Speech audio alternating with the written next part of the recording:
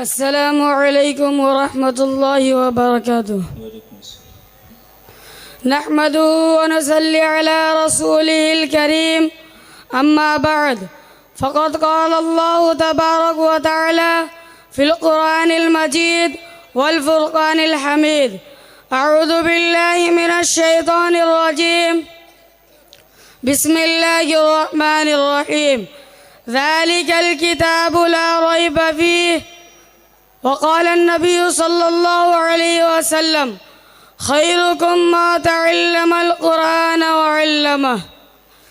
इलाही रौनक इस्लाम के सामान पैदा कर, इलाही रौनक इस्लाम के सामान पैदा कर, दिलों में मोमिनों के उल्फत कुरान पैदा कर।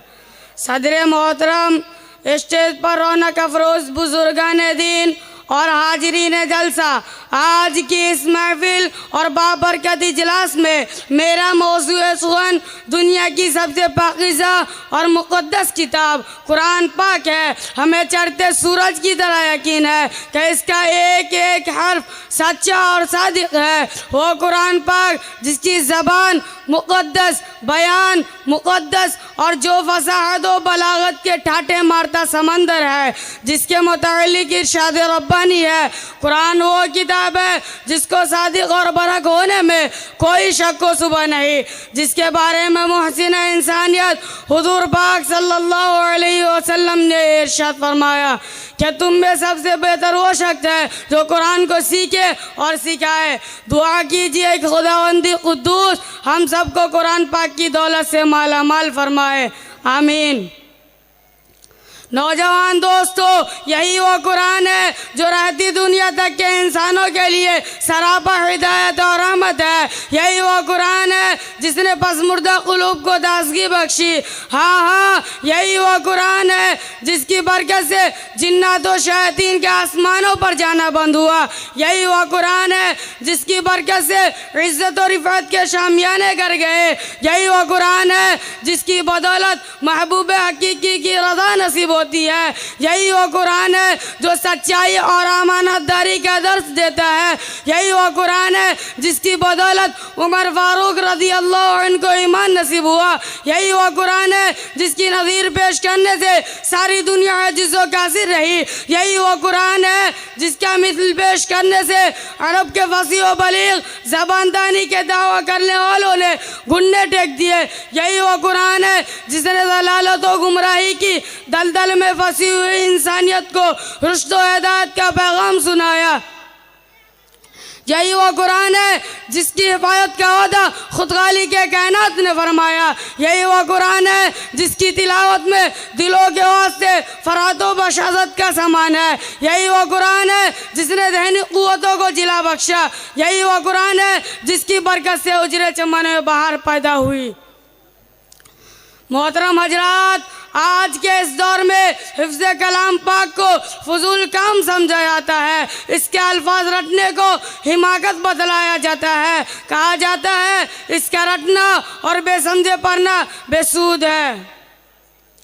अफसोस सद अफसोस, इस कुरान पाक के बारे में हमारा ये ख्याल जिसके बारे में शहंशाह बदर जनाब मोहम्मद रसूलुल्लाह सल्लल्लाहु अलैहि वसल्लम ने इरशाद फरमाया, इक़रा वरतक़ि वरत्तिल कमा कुन्त तुरत्तिलु फ़िद दुनिया फ़इन्न मंज़िलक इंद आख़िरी आयतिन तक़रऊहा। क़यामत के दिन हाफिज़ कुरान से कहा जाएगा, कुरान पढ़ता जा और जन्नत के दर्जों पर चढ़ता जा और ठहर ठहर के पढ़ जैसे कि तूने दुनिया में ठहर ठहर के पढ़ा करता था। बस तेरा मकाम और ठिकाना वही होगा जहाँ आखिरी आयत पर पहुँचे।